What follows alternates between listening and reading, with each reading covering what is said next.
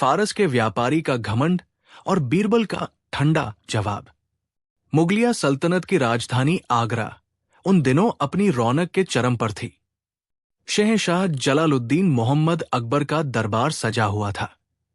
नवरत्न अपनी अपनी कुर्सियों पर विराजमान थे।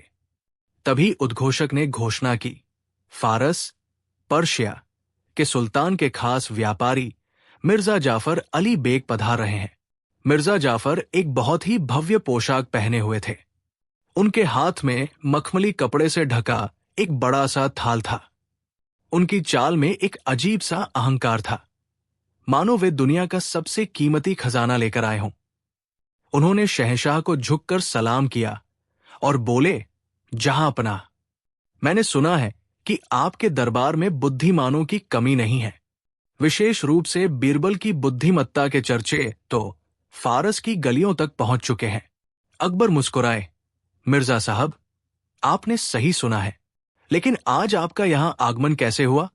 मिर्जा जाफर ने रहस्यमयी मुस्कान के साथ कहा, हुजूर, मैं अपने साथ 3 बेशकीमती पत्थर, हीरे लाया हूं। ये तीनों देखने में बिल्कुल एक जैसे हैं, एक ही आकार, एक ही चमक और एक ही वजन, लेकिन इनमें से केवल एक ही असली हीरा है।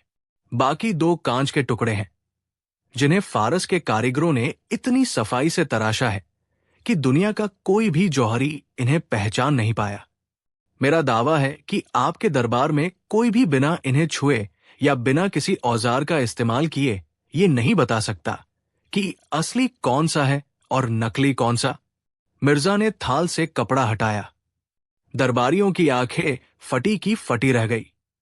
थाल में 3 बड़े बड़े पत्थर चमक रहे थे। उनकी रोशनी पूरे दरबार में फैल रही थी। मिर्जा ने एक शर्त रखी, जहांपनाह, अगर आपके दरबारी असली हीरे को पहचान लेते हैं तो मैं ये तीनों हीरे आपके खजाने में भेंट कर दूंगा।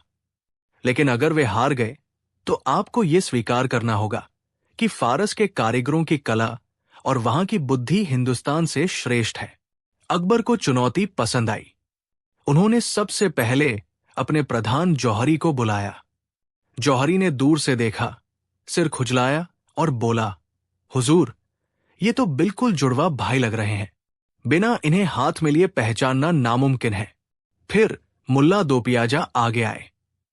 उन्होंने अपनी चश्मा ठीक किया और बड़े ध्यान से देखा।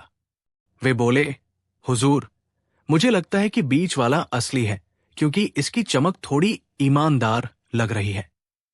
मिर्जा जाफर खिलखिलाकर हंसे, मुल्ला जी, ज्योतिष नहीं, प्रमाण चाहिए। एक एक करके सभी दरबारी हार मान गए। सम्राट अकबर की भ्रिकुटियां तन गई। उन्हें लगा कि अब सल्तनत की नाक कटने वाली है। उन्होंने बीरबल की ओर देखा, जो अब तक शांति से कोने में खड़े सब देख रहे थे। बीरबल आगे आए और बोले, मिर्जा साहब, आपकी चुनौती वाकई दिलचस्प है, लेकिन मैं इसे अभी हल नहीं करूंगा। पूरे दरबार में सन्नाटा छा गया। मिर्जा जाफर ने व्यंग्य किया, क्यों बीरबल जी, क्या फारस के कांच ने आपकी अक्ल को मात दे दी? बीरबल मुस्कुराए, नहीं मिर्जा साहब, दरअसल असली हीरे की पहचान अंधेरे कमरे में नहीं, बल्कि मैदान में होती है। जहांपनाह, मेरी दरख्वास्त है कि इन तीनों पत्थरों को महल की छत पर कड़ी धूप में दोपहर तक छोड़ दिया जाए। हम इसका फैसला दोपहर के भोजन के बाद करेंगे।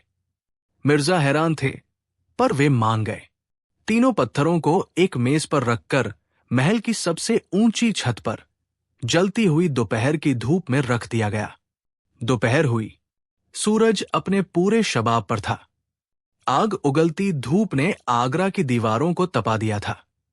शहंशाह, मिर्जा जाफर, बीरबल और तमाम दरबारी छत पर पहुंचे। बीरबल ने मिर्जा से कहा, मिर्जा साहब, अब आप खुद गवाह बनिए। बीरबल मेज के पास गए।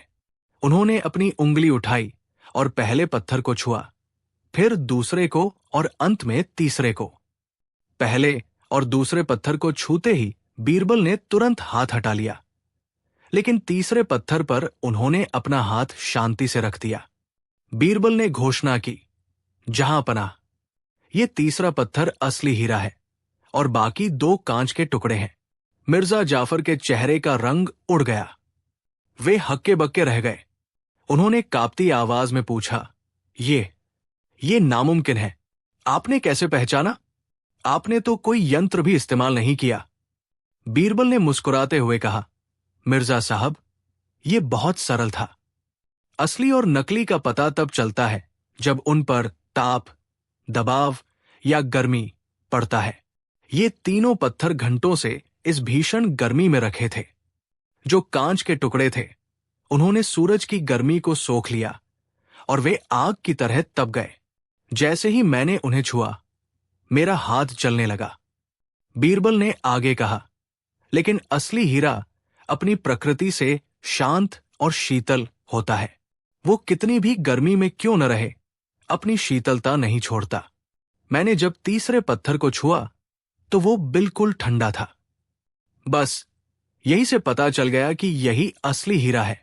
शहंशाह अकबर खुशी से उछल पड़े। दरबार बीरबल की जय जयकार से गूंज उठा। मिर्जा जाफर का सिर शर्म से झुक गया।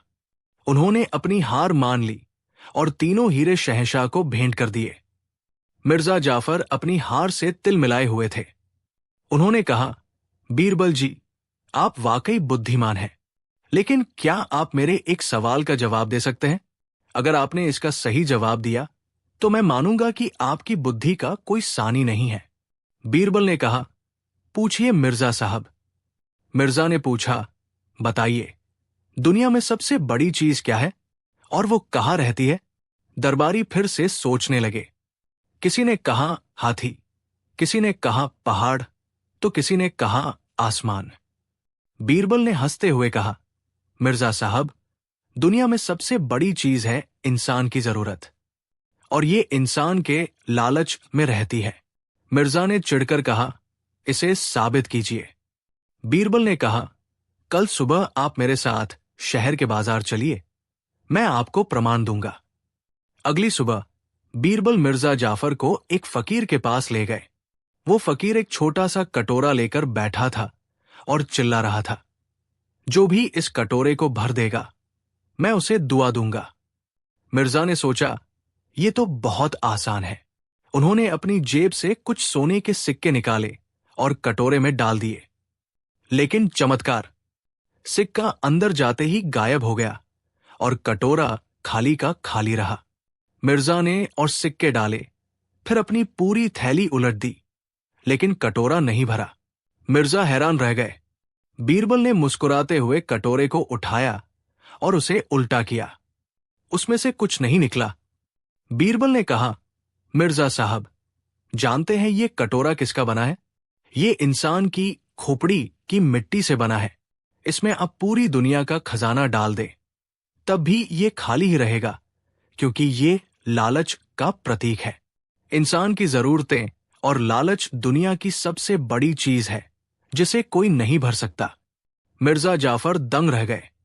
वे समझ गए कि बीरबल केवल शब्दों के जादूगर नहीं, बल्कि जीवन के गहरे सत्यों के ज्ञाता भी है।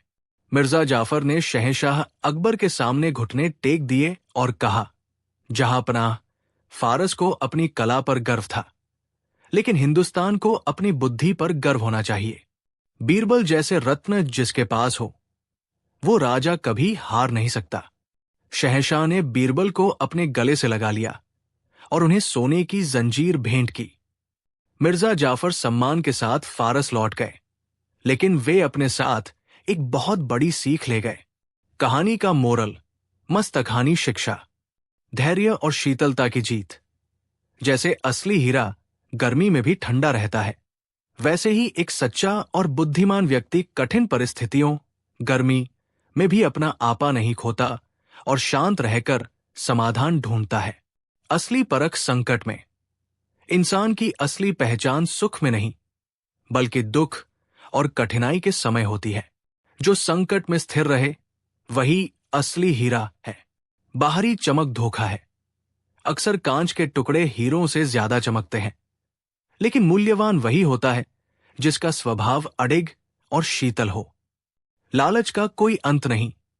बुद्धि का उपयोग संतोष पाने के लिए करना चाहिए, क्योंकि लालच का कटोरा कभी नहीं भरता। चटपटा सार, चमकने वाली हर चीज सोना नहीं होती, और तपने पर जो ठंडा रहे वही असली हीरा होता है। तमोलीन और अभिमानी व्यापारी, बनारसी पान का जादुई सबक। प्राचीन काल की बात है, चंदनपुर नामक एक समृद्ध राज्य था। उस राज्य का बाजार अपनी रौनक के लिए प्रसिद्ध था, लेकिन उस बाजार की सबसे बड़ी विशेषता थी चंपा तमोलीन की पान की दुकान। चंपा न केवल सुंदर थी, बल्कि उसकी ज़बान और उसके बनाए पान दोनों ही पूरे राज्य में मशहूर थे। कहते थे कि चंपा के हाथ का बना नवरत्न पान जो एक बार खा ले वो अपनी सुध बुध खो बैठता था। उसके पान में न केवल कत्था, चूना और सुपारी होती थी, बल्कि उसमें लोक कथाओं का रस, चतुराई की महक और मुस्कुराहट की मिठास भी घुली होती थी। चंपा की दुकान पर राजा से लेकर रंग तक सबको एक ही पंक्ति में खड़ा होना पड़ता था। उसी राज्य में एक व्यापारी रहता था जिसका नाम था सेठ धनीराम। धनीराम के पास धन की कोई कमी नहीं थी, लेकिन उसके पास एक चीज की भारी कमी थी, विनम्रता। उसे लगता था कि दुनिया की हर चीज और हर इंसान को पैसे से खरीदा जा सकता है। एक दिन सेठ धनीराम अपनी मखमली पालकी में बैठकर बाजार से गुजर रहा था। उसने चंपा की दुकान पर भारी भीड़ देखी। उसने अपने नौकर से पूछा, अरे ओ गफूर, इस मामूली सी पान की दुकान पर इतनी भीड़ क्यों है? क्या ये मुफ्त में सोने के सिक्के बांट रही है? गफूर ने हाथ जोड़कर कहा, मालिक, ये चंपा तमोलीन है। इसके पान का स्वाद स्वर्ग के अमृत जैसा है। जिसने इसका पान नहीं खाया, समझो उसने कुछ नहीं चखा। सेठ धनीराम ने अहंकार में अपनी मूंछों पर ताव दिया और बोला, हूं, जरा हम भी तो देखें इस मामूली तमोलीन में क्या जादू है। पालकी रोको। सेठ धनीराम शान से उतरकर दुकान पर पहुंचा। चंपा उस समय एक गरीब किसान को पान दे रही थी। सेठ ने चिल्लाकर कहा, ऐ लड़की, इस किसान को छोड़, पहले मेरे लिए सबसे महंगा और जायकेदार पान बना। ये ले एक स्वर्ण मुद्रा। चंपा ने सिर उठाकर सेठ को देखा। उसकी आंखों में कोई डर नहीं था। उसने शांति से कहा, सेठ जी, यहां मुद्रा काम नहीं आती, मर्यादा काम आती है। पहले इस काका का नंबर है, फिर आपका। सेठ का चेहरा लाल हो गया। तुम जानती हो मैं कौन हूं? मैं इस शहर का सबसे अमीर आदमी हूं। तुम्हारी इस पूरी दुकान को मैं एक पल में खरीद सकता हूं। चंपा मुस्कुराई और बोली, दुकान खरीद सकते हैं सेठ जी, पर हुनर और स्वाद नहीं। थोड़ा धैर्य रखिए।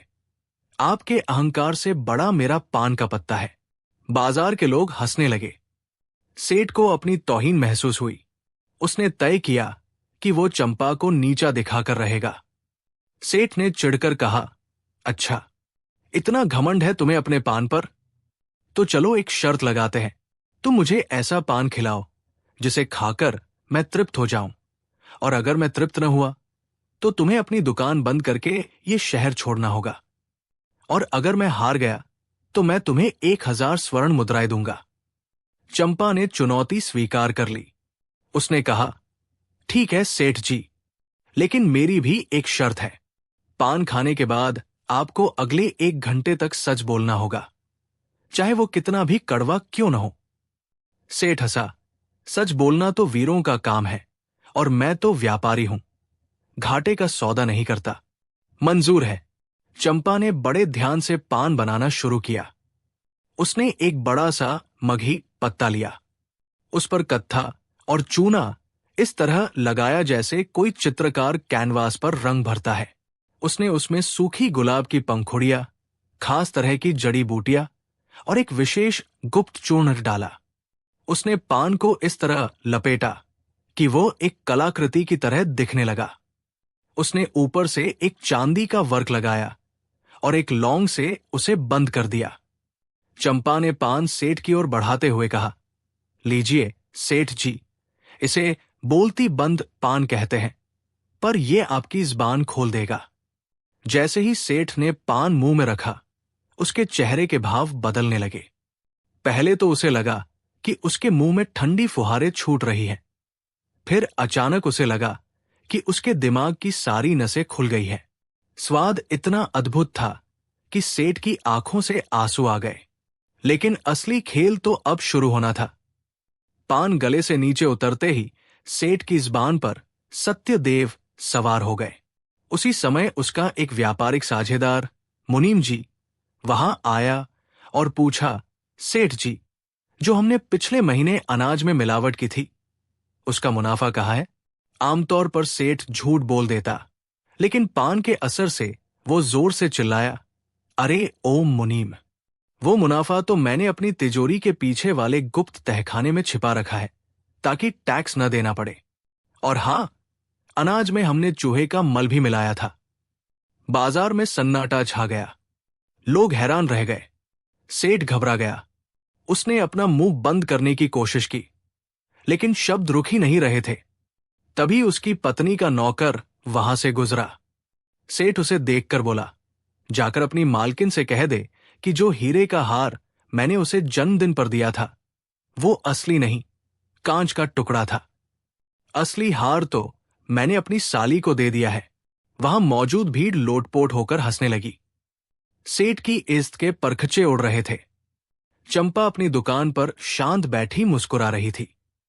सेठ चंपा की तरफ दौड़ा और बोला, तूने ये क्या खिला दिया? मेरी सारी पोल खुल रही है, मुझे बचा ले। चंपा ने कहा, सेठ जी, अभी तो आधा घंटा ही हुआ है। शर्त के मुताबिक अभी आधा घंटा और बाकी है। वैसे क्या आपको पान का स्वाद पसंद आया? क्या आप तृप्त हुए? सेठ रोते हुए बोला, हाँ मां, मैं तृप्त हो गया, मैं हार गया। बस मुझे चुप करवा दे, वरना आज मैं घर नहीं जा पाऊंगा, सीधा जेल जाऊंगा। चंपा ने एक और सादा पान बनाया, जिसमें अदरक और शहद का रस था। उसने कहा, ये लीजिए, ये मौन पान है। इसे खाने से आपकी जुबान पर नियंत्रण आ जाएगा। लेकिन जो सच आप बोल चुके हैं, उसका भुगतान तो करना ही होगा। सेठ ने झपटकर पान खाया और उसकी जुबान शांत हुई। वो जमीन पर बैठ गया। उसे समझ आ गया था कि पैसा सब कुछ नहीं होता। एक साधारण सी दिखने वाली तमोलीन ने अपनी बुद्धि और हुनर से उसके अहंकार को धूल में मिला दिया था। शर्त के अनुसार सेठ ने 1000 स्वर्ण मुद्राएं निकाली और चंपा के चरणों में रख दी। उसने कहा, बेटी, मुझे माफ कर दो, मैंने तुम्हारे हुनर का अपमान किया। ये धन तुम्हारा है और आज से मैं कसम खाता हूं कि कभी मिलावट नहीं करूंगा और न ही किसी गरीब का अपमान करूंगा। चंपा ने वे मुद्राएं नहीं ली। उसने कहा, सेठ जी, मुझे आपकी मुद्राएं नहीं चाहिए। आप ये पैसा उन गरीबों में बांट दीजिए जिनका आपने अनाज में मिलावट करके नुकसान किया है। मेरे लिए मेरा ये पान का पत्ता ही सबसे बड़ा धन है। पूरा चंदनपुर चंपा के जयकारे लगाने लगा। उस दिन के बाद से सेठ धनीराम बदल गया। वो चंपा की दुकान पर हर रोज आता, लेकिन अब वो पालकी में नहीं, बल्कि जमीन पर चलकर आता और चुपचाप अपनी बारी का इंतजार करता। चंपा की दुकान अब सत्यपान भंडार के नाम से मशहूर हो गई। इस कहानी से हमें ये शिक्षा, मोरल मिलती है।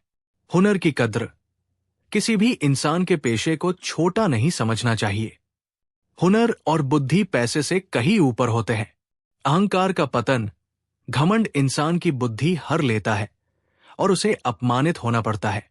सत्य की विजय, झूठ की बुनियाद पर खड़ा साम्राज्य एक दिन ढही जाता है। विनम्रता, धन आने पर विनम्र होना ही असली बप्पन है। जैसे चंपा के पान में कत्था, चूना और इलायची का सही मिश्रण था, वैसे ही जीवन में भी साहस, बुद्धि और ईमानदारी का सही मिश्रण होना चाहिए, वरना जिंदगी का पान